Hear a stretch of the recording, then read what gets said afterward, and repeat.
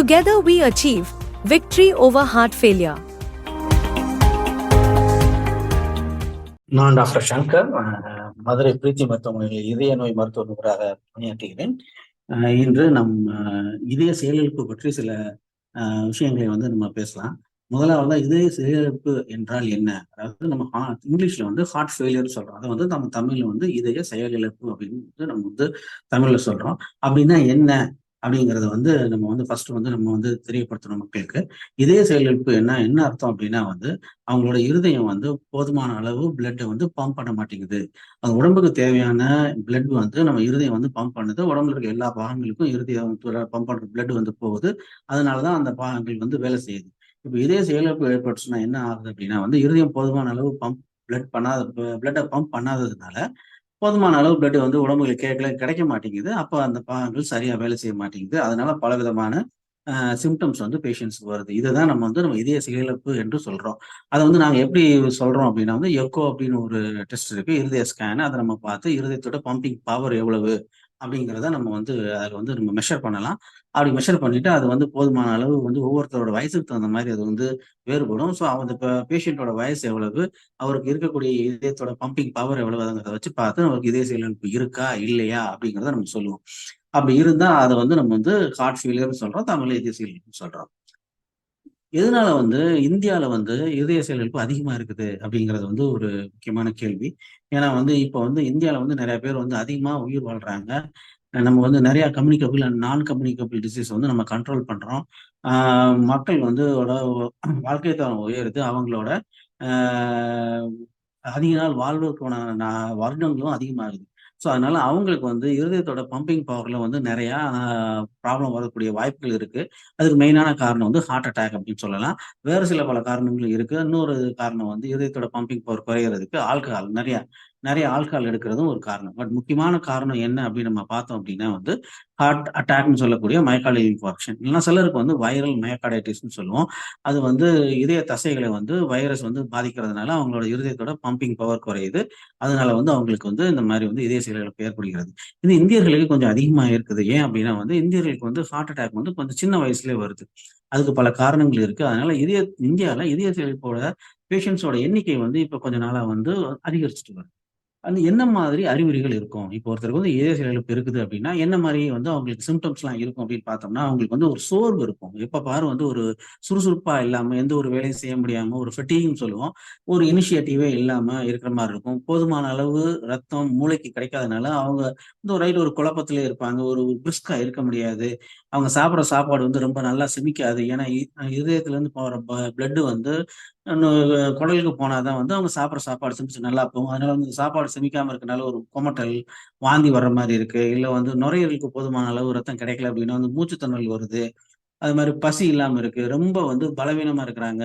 ஒரு எதையும் வேலை செய்ய முடியல, வேகமா நடக்க முடியல. அந்த மாதிரி சிம்டம்ஸ் நிறைய இருக்கும். சிலருக்கு கொஞ்சம் இதய செயலிழப்பு அதிகமாக இருந்தால் அவங்களுக்கு யூரின் ஓட போற அளவு குறையறதுக்கு வாய்ப்பு இருக்கு. கிட்னி பாதிப்பு ஏற்படுறதுக்கும் வாய்ப்பு இருக்கு. இதெல்லாம் இதய செயலிழப்பு ஏற்பட பேஷண்ட்ஸ் கூடிய அறிகுறி. இப்படி இந்த மாதிரி பிரச்சனை வராம நம்ம எப்படி நம்ம பாதுகாத்துக்கலாம், இந்த இதய நோய் செயலிழப்பு வராம இருக்கணும் நமக்கு அப்படின்னா நம்ம என்ன செய்யணும் அப்படிங்கிறது ரொம்ப முக்கியமான இது. இதய ஆரோக்கியத்தை பராமரிக்க உணவு முறைகள் சரியா இருக்க வேண்டும். அதாவது ஹெல்தி டயட் அப்படின்னு சொல்லுவோம். Balanced diet, healthy diet.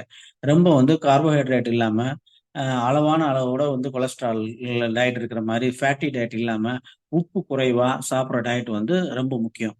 So உணவு பழக்க வழக்கங்கள் ரொம்ப மிகவும் முக்கியமானது. அதுக்கப்புறம் தினசரி உடற்பயிற்சி செய்ய வேண்டும்.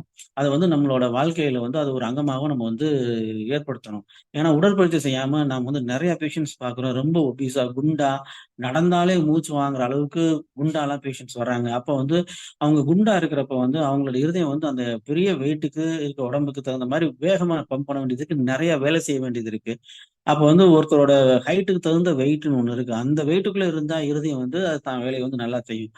இவர் பயங்கரமா வெயிட் அதிகமா இருந்தாருன்னா அந்த வெயிட்டுக்கு இந்த இதயத்தால பம்ப் பண்ண முடியல. அப்போ அது வேகமா அதோட பம்பிங் பவரை குறையுது. அதனால இதயம் செயலிழப்பாகுது. இன்னொரு முக்கியமான மன அழுத்தம். இப்போ ஒர்க் ப்ரெஷர், அல்ல financial pressure, especially very young individuals, ஒரு 30-40 இருக்க ஐடி ப்ரொஃபஷனல்ஸ் நாங்கள் நிறைய பார்க்குறோம்.